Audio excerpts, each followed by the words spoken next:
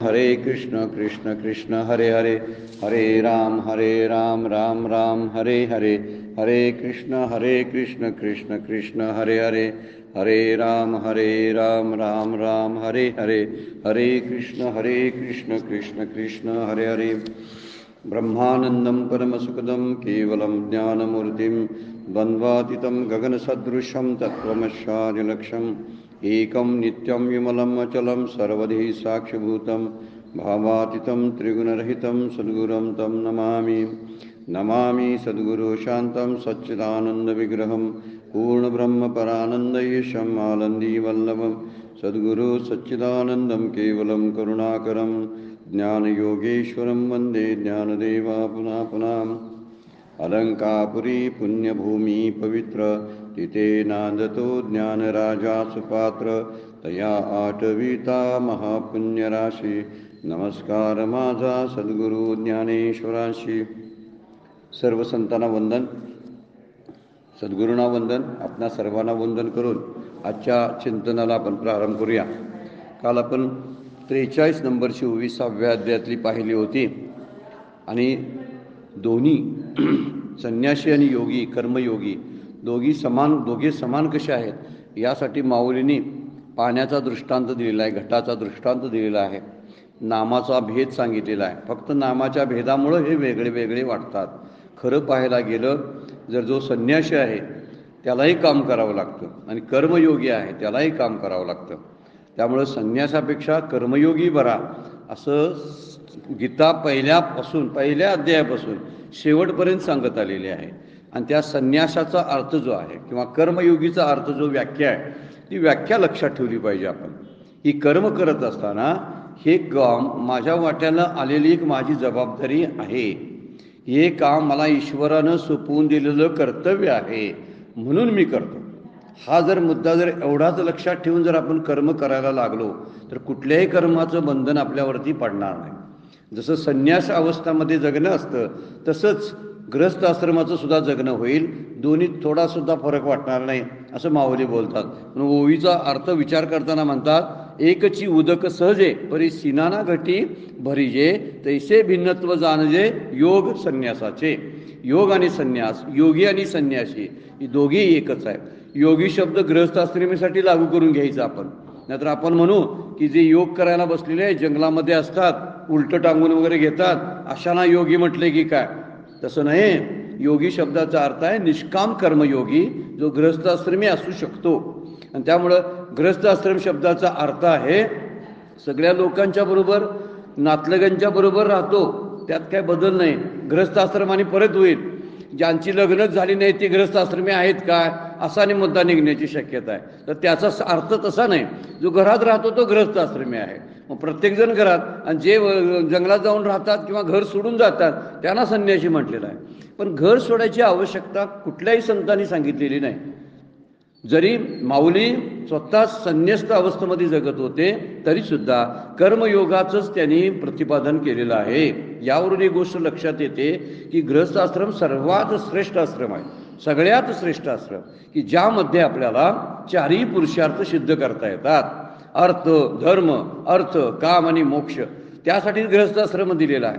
आणि त्यामुळं हा कुठल्या दुसऱ्या याच्यामध्ये हे 4 पुरुषार्थ सिद्ध करता येत नाहीत, आपल्याला करताच येत नाही। काही ठिकाणी एखादं होईल दुसरं होणार नाही, आणखीन एक होईल, चारीपैकी एक होईल, चारीपैकी 2 होतील पुरुषार्थ। पण संपूर्ण 4ही पुरुषार्थ सिद्ध करण्यासाठी अंमलात आणण्यासाठी एकच आश्रम आहे 4 आश्रमापैकी, आणि तो म्हणजे गृहस्थाश्रम। मग ब्रह्मचर्य आपण म्हणतो, त्यानंतर तो गृहस्थ आहे, तो संन्यास आहे आणि वानप्रस्थ आहे। या 4पैकी गृहस्थाश्रम सगळ्यांनी त्याचा उदो केलेला आहे। म्हणून इथं म्हणतात 2 घटामध्ये पाणी भरलं तर पाणी एकच असतं, घट फक्त भिन्न असतात। म्हणून वेगवेगळ्या घटामधलं वेगवेगळं पाणी वाटायला लागतं। वास्तविक पाणी एकच आहे, घट वेगळे असले तर काय फरक पडतो, तसं कर्मयोगी आणि संन्यासी दोघं एकच आहे। म्हणून आपला विचार त्या दृष्टीने करावा, आपण गृहस्थाश्रमात राहावं आणि संन्यासी वृत्ती असावी। ह्या 2 गोष्टी पकडता येतात आपल्याला, बरं काय। राहावं गृहस्थाश्रमाबरोबर मध्ये, नातवंडांच्या बरोबर राहिलो, मुलांच्या बरोबर राहिलो, पाहुण्या पयांच्यात आहे, पण वृत्ती मात्र कशी संन्यासाची। कपडे संन्यासाचे नाहीत, वृत्ती संन्यासाची अभिप्रेत आहे इथं। संन्यासाचे कपडे घाला नाही तर नाही घाला, काही बिघडत नाही. परमपूज्य काकांना सुटाबुटातले ऋषी म्हणतात. याचं कारण असं आहे, त्यांच्या सुटाबुटाचा परिणाम त्यांच्या मोक्षावरती झाला नाही. काय कपड्यांचा परिणाम होतो? काहीच होत नाही. नाही मनाशी मुंडिले, दाढी मिशाने काय केले? संत सरळ प्रश्न विचारतात.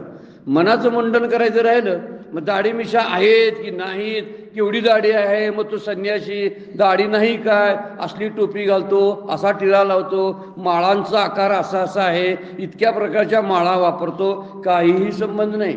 हे जरी गळ्यात असलं तर वृत्ती संन्यस्त असायला पाहिजे. समस्त संसाराबद्दल आपली जी आपुलकी आहे, जी आसक्ती चिकटून ठेवणं आहे, अटॅचमेंट ज्याला आपण म्हणतो, ही सुटलीच पाहिजे. तरच शांतीचा आणि आपल्याला समाधानाचा अनुभव येईल, अन्यथा येणार नाही. कुठेही असू आपण. मग कुठला आश्रम म्हणायची काही गरज आहे, कशाला नाव द्यायचं आश्रमाचं? मुळात आश्रम म्हणजे एकच, संन्यस्त वृत्ती. वृत्तीनं आपण संन्यस्त असलो पाहिजे. तर कपड्यानं किंवा बाहेरचे जे देखावे आहेत, बाह्य देखावा, यावरती अवलंबून नाही.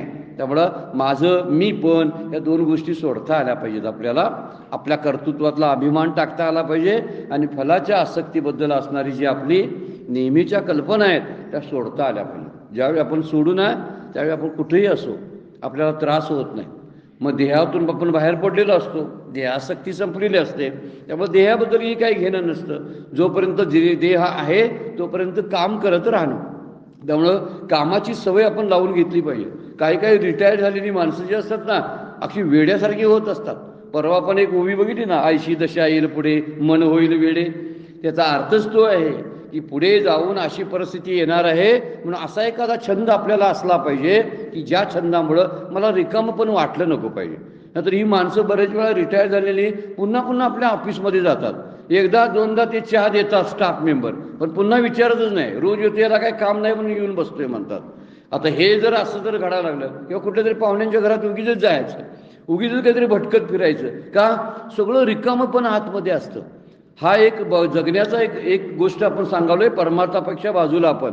पण जर एखाद्याला जर परमार्थिक गोष्टीचाच विचार मनामध्ये अगोदर तयार करून ठेवला असेल तर पुढच्या वेळी रिकामं पण आपल्याला जाणवत नाही वृद्धत्वामध्ये. कारण सगळ्यात त्रासदायक आपल्या आयुष्यातला शेवटचा टप्पा जो आहे वृद्धत्वाचा, तो सगळ्यात खडतर आहे, सगळ्यात खडतर.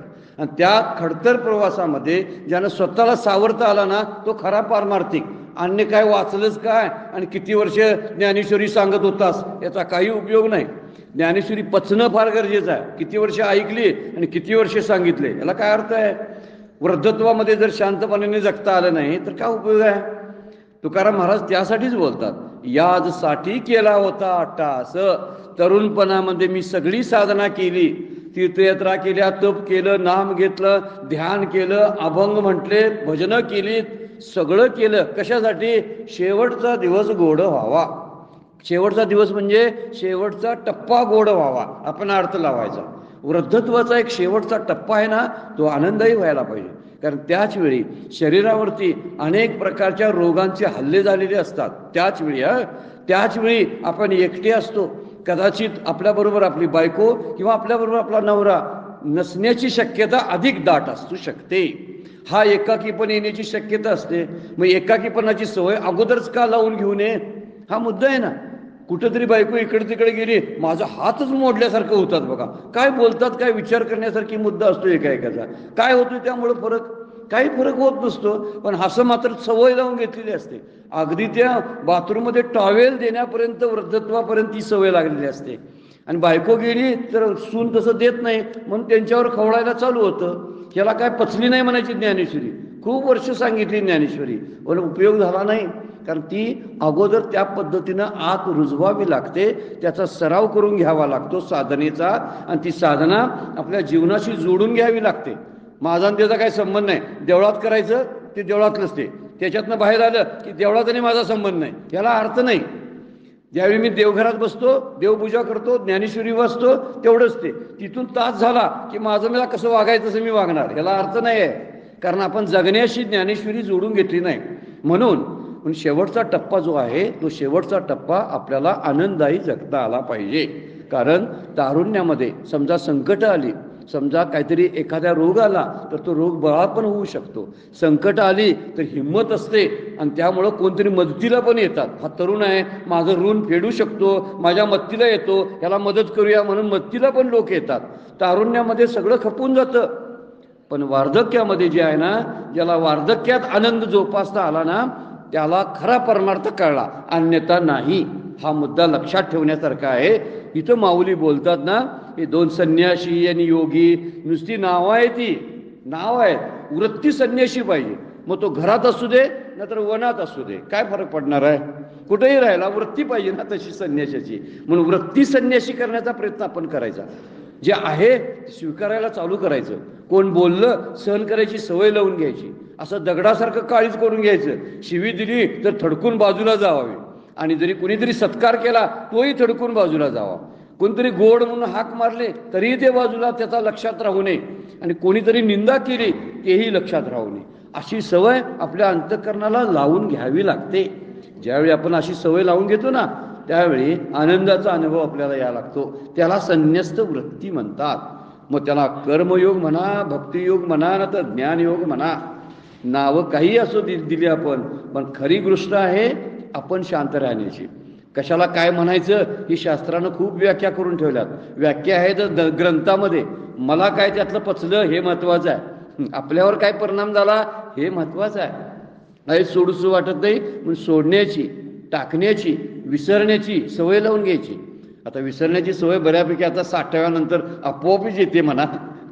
काय आपण जेवलोय तेही लक्षात राहत नाही, काय औषधं घेतली तेही लक्षात राहत नाहीत. आता अलीकडे आजारच ते आलेले आहेत की 60नंतर बऱ्याच वेळा विसरबोळापणा आलेलाच असतो. म्हणून विसरायला शिकलं पाहिजे.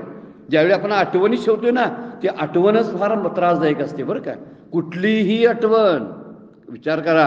आपण काय म्हणतोय, नाही नाही ते चांगले काही प्रसंग जे आहेत ना ते आठवले ना बरं वाटते. बरं नाही, ते बरं वाटणंच हेच वाईट वाटण्याच्या सापेक्ष आहे ना.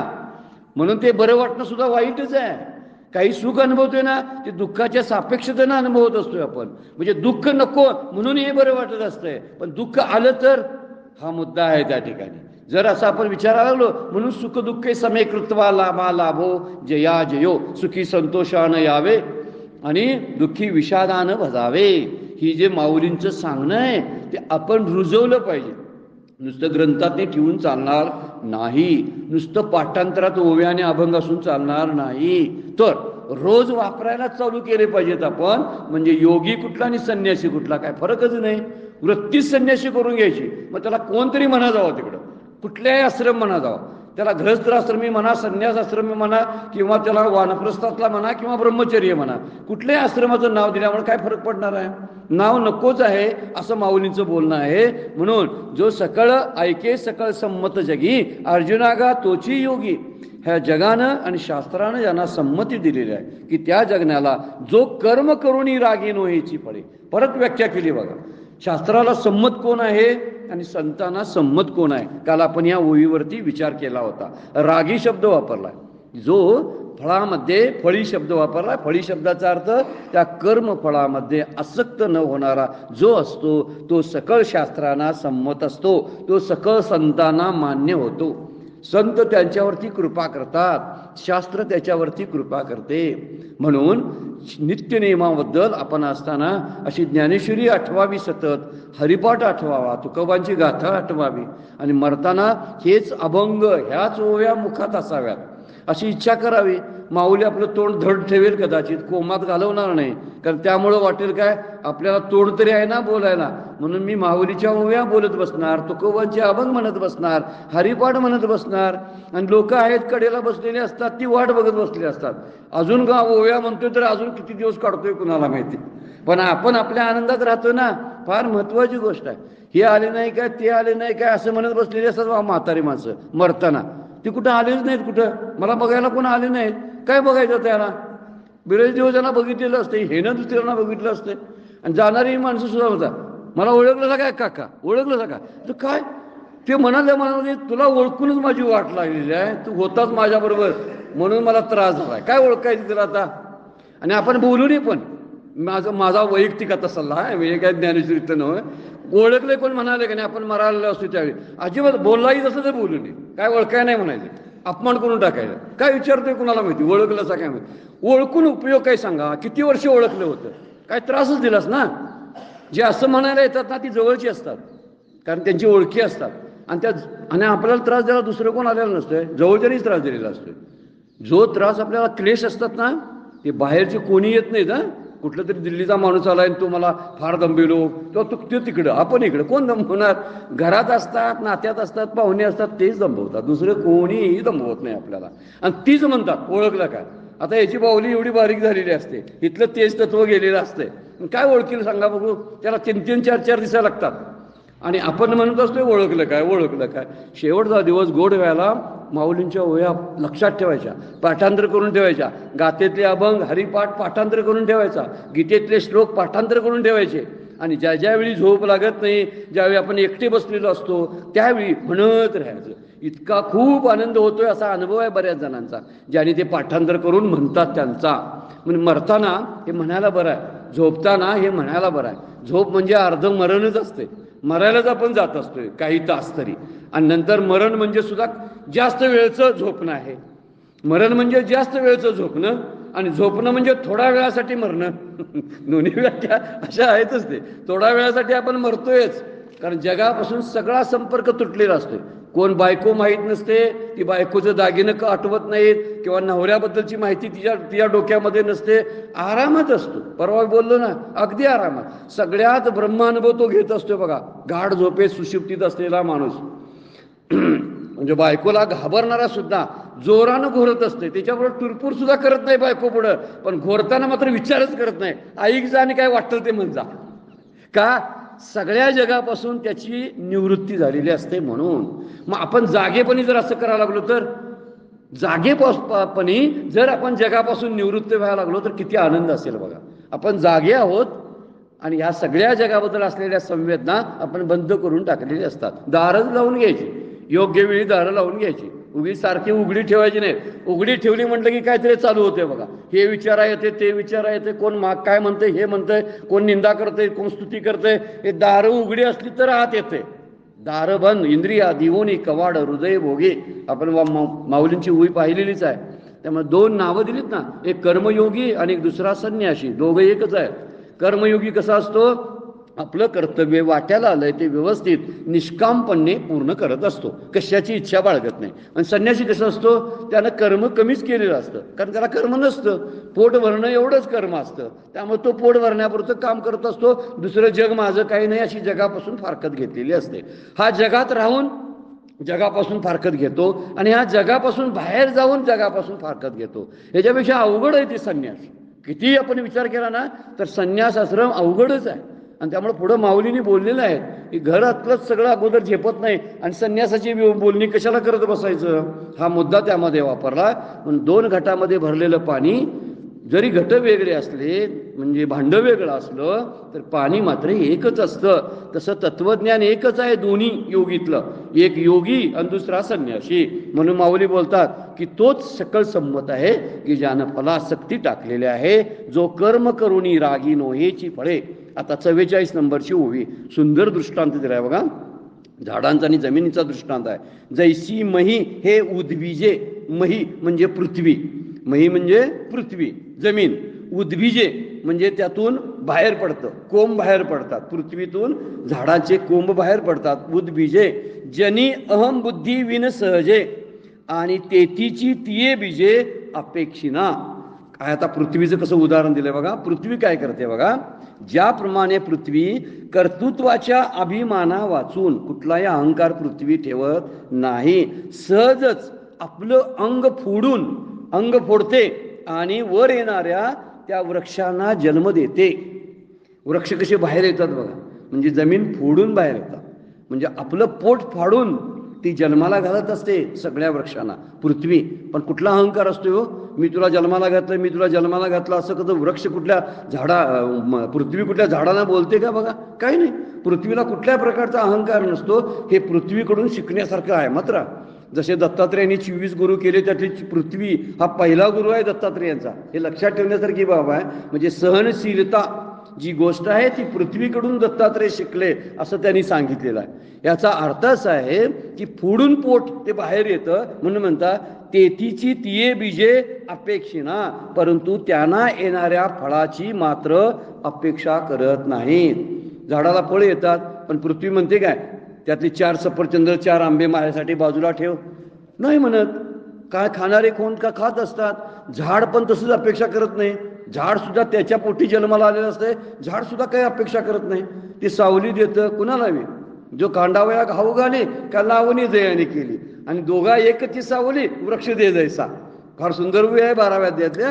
काय म्हणतात झाडाबद्दल बोलतात बघा. जो खांडावया घाऊ घाली कुऱ्हाड घेऊन तोडाय गेलाय त्याला पण सावली देते झाड, आणि लावणी जयाने केली ज्यानं पाणी घातले झाडाला त्याला पण सावली देते.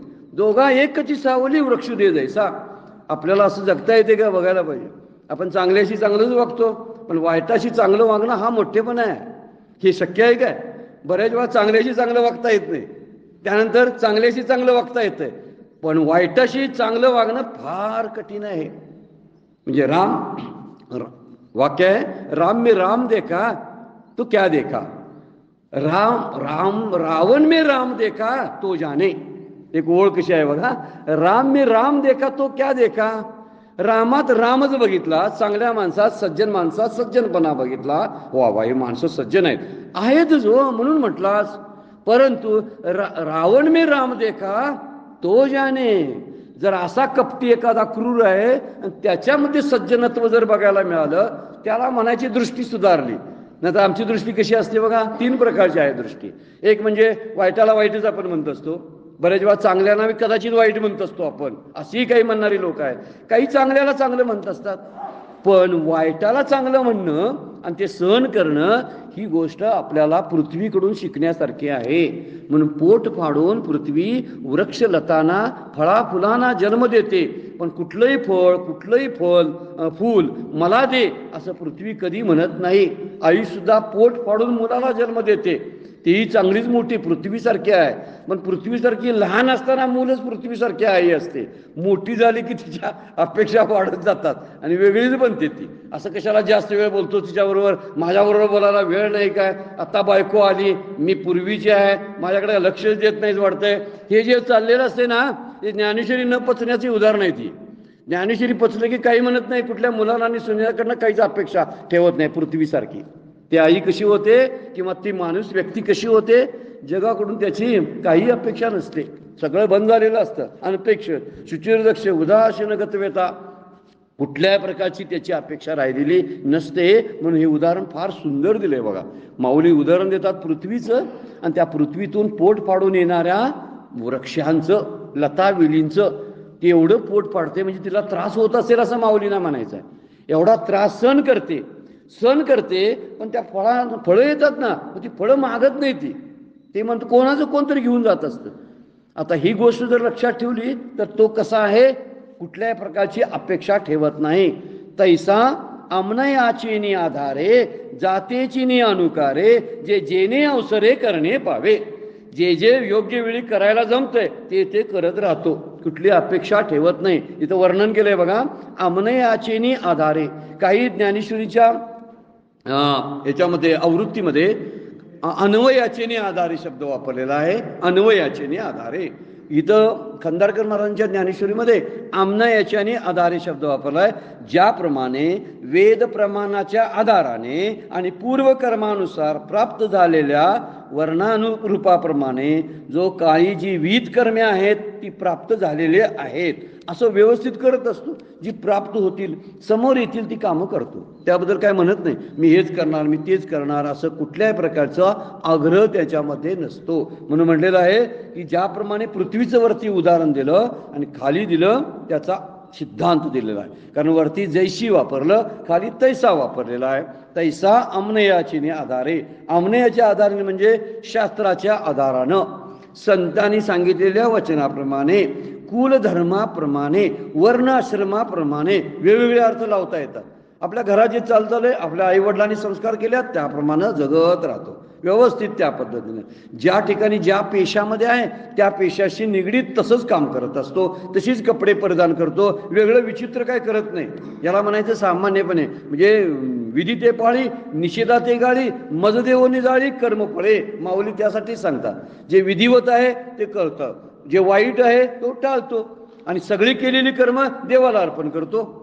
असा वर्णन आहे की जो तैसा आमने याचीने आधारे, जातीचीने अनुकारे, जे जेने अवसरे करणे पावे. म्हणजे जे करायला लागतं योग्य वेळी यथाविधी तो कर्तृत्वाचा अहंकार न ठेवता करतो. कर्तृत्वाचा अहंकार नसायला पाहिजे असं माऊली बोलतात. तैसेची उचित करी परी साटोपे नव्हे शरीरी. साटोपे म्हणजे शरीरात जे करतो त्याच्याबद्दल अहंकार नसतो आणि बुद्धीही करून फळेवरी जायची ना. जो शास्त्रविध पद्धतीने करतो पण देहात त्या कर्माच्या कर्तृत्वाने गर्विष्ठ होत नाही. करतो मात्र पण मी केलं ते मलाच करता आलं असतं, माझ्याशिवाय कोण करणार, मी गेल्यावर कोण करते कुणाला माहिती. वास्तविक ते जमणार नाही कुणाला, मलाच एकट्याला जमते.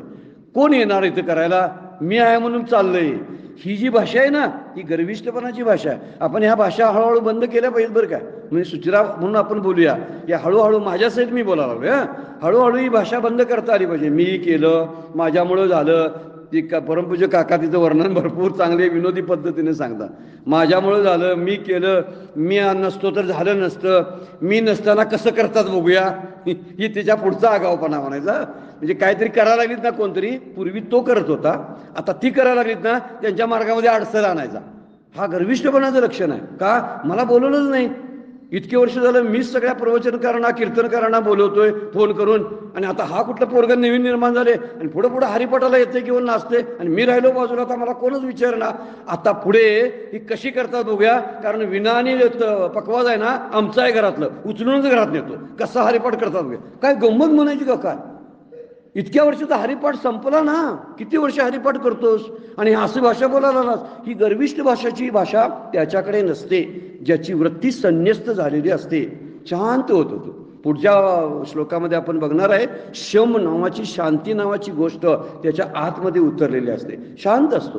पुढं घडणाऱ्या घटनेबद्दल अजिबात डोळे सुद्धा वटारत नाही किंवा कान सुद्धा हलवत नाही, त्वचेची हालचाल करत नाही. इतका शांतीला तो प्राप्त झालेला असतो असं वर्णन केलेलं आहे. तैसा ते तैसेची उचित करी, योग्य असेल ते करतो.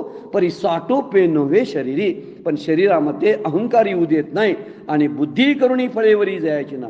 नुसतं शरीरातच नाही तर बुद्धी सुद्धा, बुद्धीने देखील फळापर्यंत जात नाही. म्हणजे आतून त्याचे संकल्प सुद्धा फळाबद्दल नसतात. म्हणजे त्याचे संकल्प सुद्धा बंद झालेले असतात. इतका तो शांत झालेला असतो. फार सुंदर वर्णन आहे. आपल्याला वाटेल कठीण आहे, हे कसं काय करत असेल, पण परत अभ्यासानं आणि सरावानं आपल्या सर्वांना हे जमू शकते. बरं का, जमू शकतं. सराव केला पाहिजे आणि रोज तसा विचार केला पाहिजे. कारण काय कुणाचं काही बिघडत नाही. आपण काहीही म्हणा जावं, कुणाला वाईट म्हणलं तर कुणाचं वाईट होत नाही, कुणाचं चांगलं म्हणलं तर चांगलं कुणाचं होत नाही. मग म्हणाच कशाला, चांगलं होऊ दे ने वाईट होऊ दे. म्हणजे जात्याला जाऊ द्यावं, येताना ना ये म्हणून ये. काय आहे तसं नेमाप्रमाणे सगळं, काय काय बिघडत नाही त्यामुळे. म्हणून माझं काही जातही नाही आणि मी इथं येऊन काही कमवतही नाही. मग गेलं कुणाचं नाही, राहिलं कुणाचं काही राहत नाही, जात नाही. शांत बसलेलं बरं ना. हा जो सराव जो आहे, हा सराव बोलण्यात, ऐकण्यात, वागण्यात आपण वापरायला पाहिजे रोजच्या. ही नुसते काय वया काय आपल्याला पाठांतरासाठी नुसत्या दिलेली नाहीत किंवा पारायण फक्त करण्यासाठी नाही. पारायण ही सुरुवात आहे, त्यानंतर अभ्यासाला सुरुवात होते. पण पारायणानंतर आपण अभ्यासाला बसलो पाहिजे. ते तैसेची उचित करी परी साठो पे नोहे शरीरी आणि बुद्धीही करोनी फळेवरी जयाची ना. म्हणजे जरा सुद्धा बुद्धीलाही तो विचार शिवू देत नाही. म्हणजे बुद्धीत येतं मात्र ना. मोठ्या मोठ्या माणसांना सुद्धा वाटत असतं एवढं जर केलं थोडंसं, याचं एवढं पाकिट खाली पडलेलं होतं, थँक्यू तरी म्हणायचं की नाही. कशी इच्छा असते बघा. पाकिट दिलं ही चांगली गोष्ट आहे की नाही, दिली, मी त्याचं पडलेलं दिलं, पण त्यानं थँक्यू म्हटलं नाही. हा बुद्धीतला विचार आहे.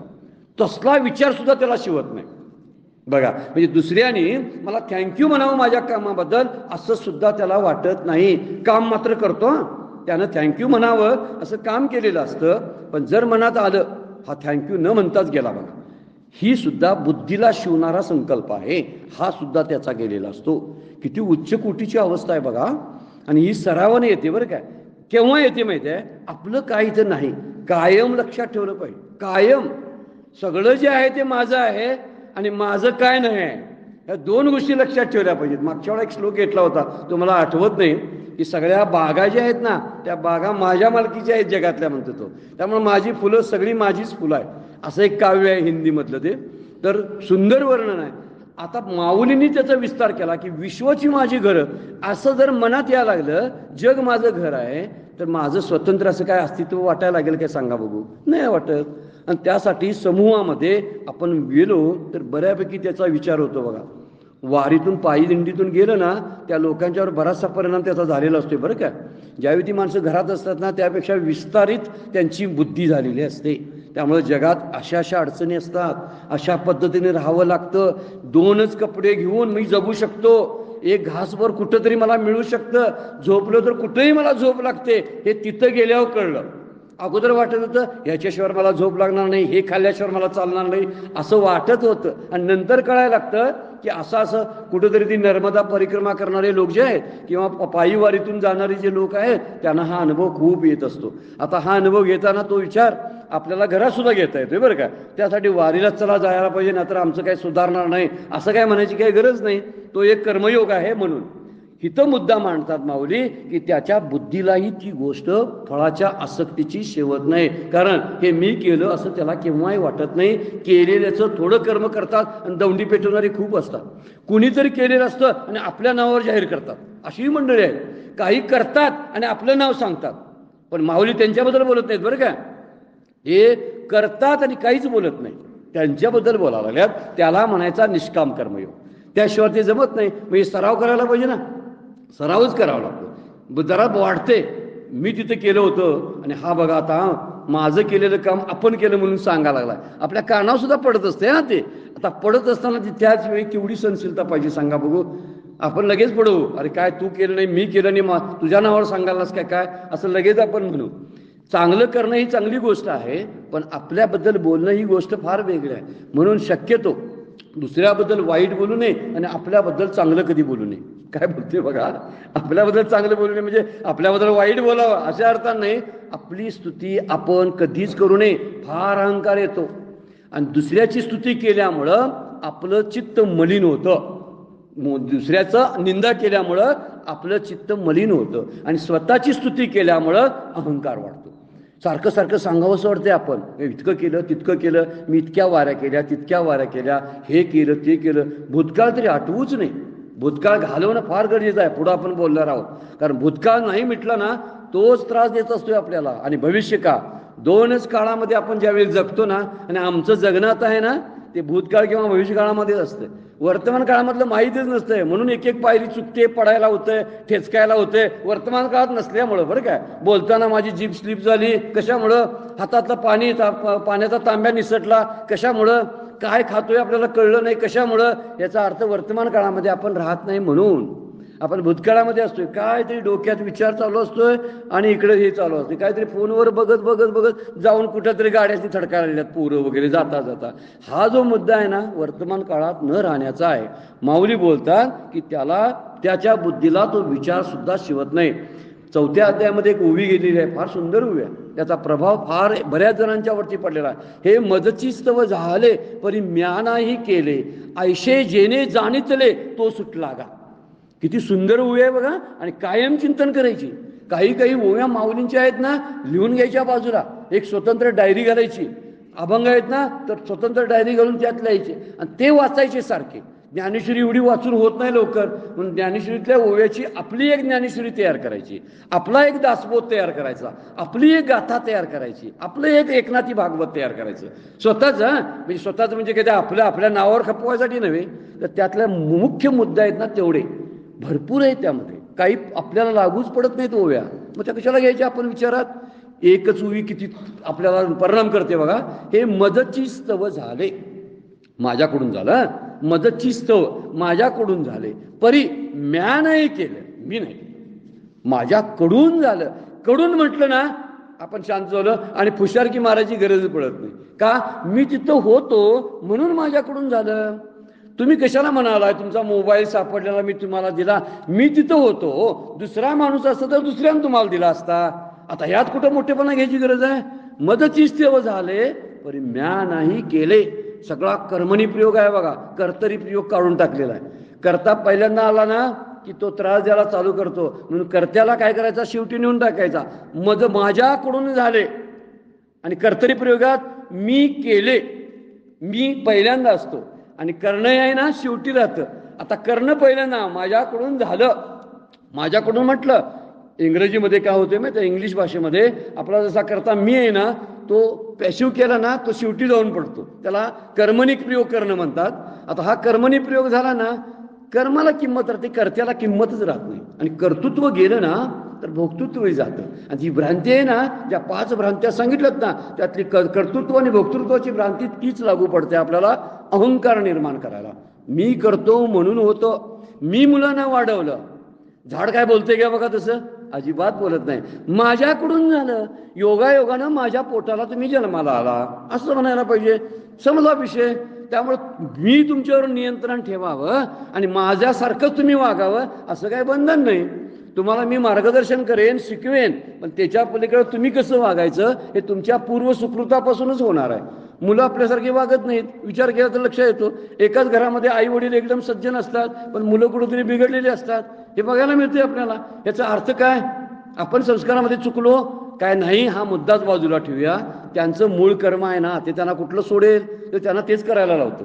आपण आपली भूमिका करावी का, त्रयस्थ भावनेनं त्यांना मार्गदर्शन करावं, योग्य मार्गावर आणण्यासाठी उपदेश द्यावा.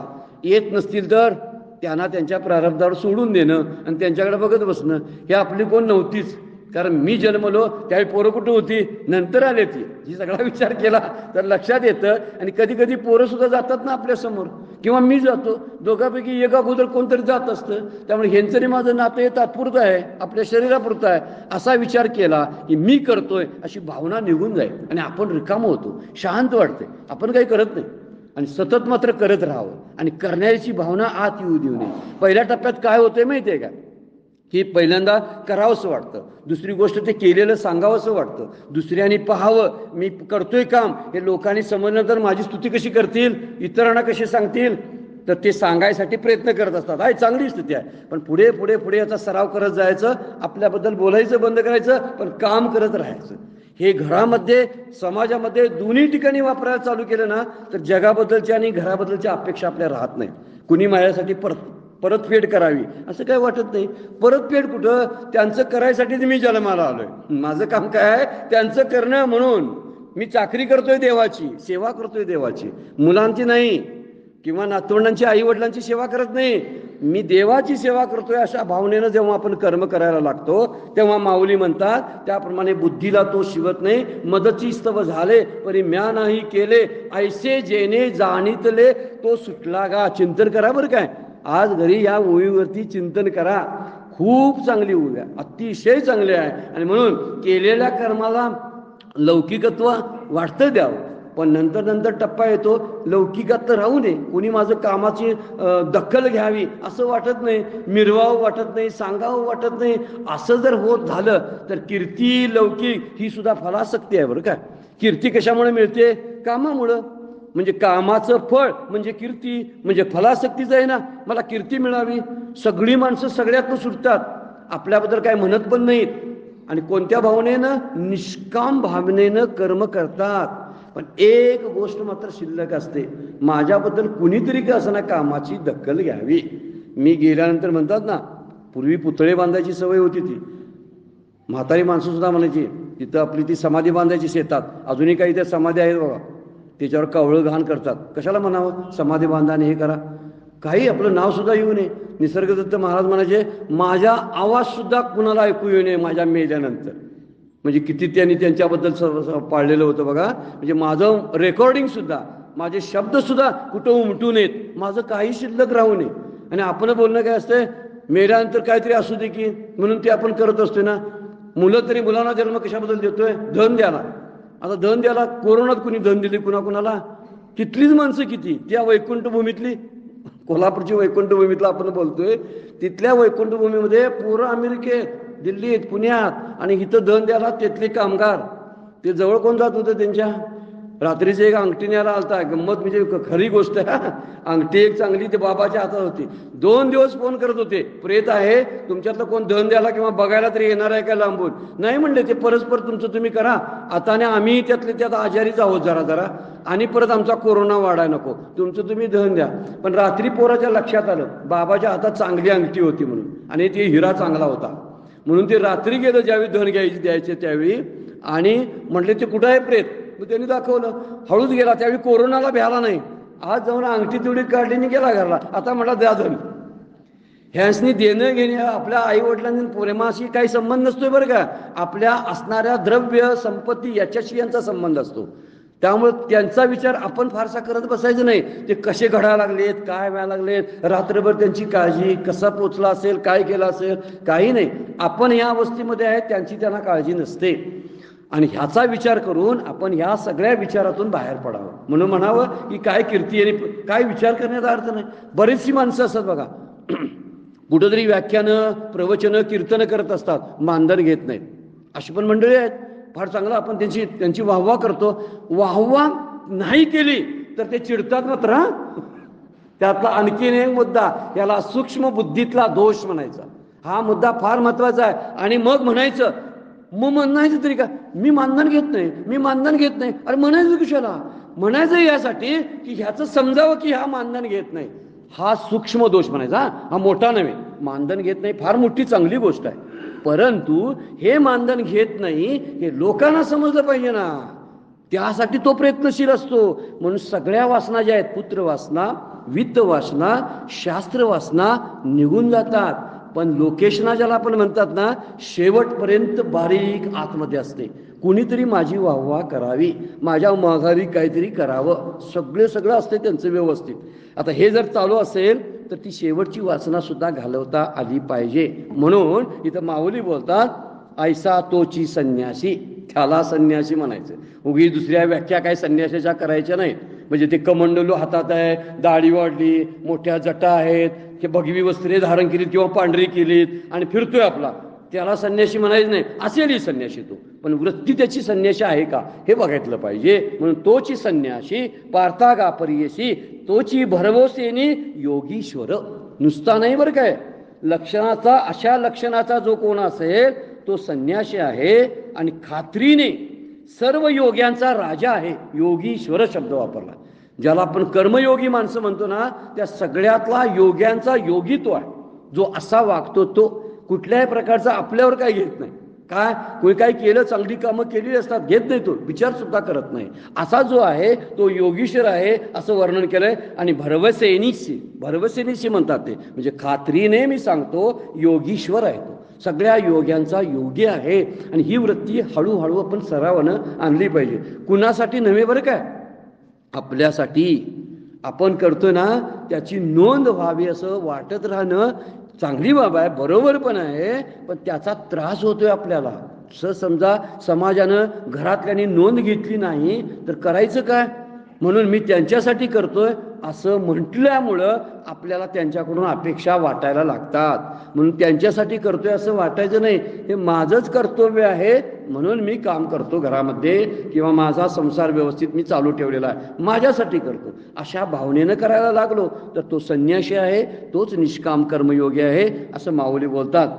आपण 1-2-3 उव्या पाहिल्या, त्याबद्दलच्या चिंतनाची वेळ संपलेली आहे, थांबावं लागतं आपल्याला. आजची सेवा सद्गुरूंच्या चरणी, भगवान ज्ञानेश्वरांच्या चरणी अर्पण करूया आणि विराम घेऊया. कुंडलिक वरदारी विठ्ठल श्री ज्ञानदेव तुकाराम.